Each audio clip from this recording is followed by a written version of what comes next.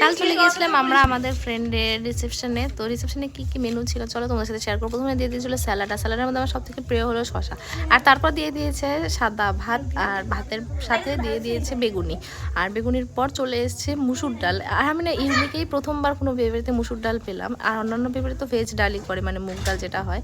আর এরপর ছিল হলো মাছের মাথা দিয়ে একটা ঘন্ট। তো ওই ঘন্টটাও খুবই টেস্ট হয়েছিল।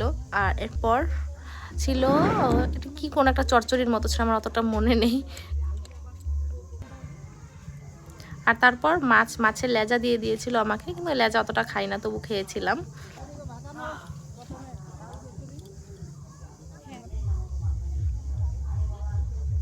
আর এরপর ছিল ফ্রাইড রাইস, আর ফ্রাইড রাইসের সাথে ছিল মাটন কষা।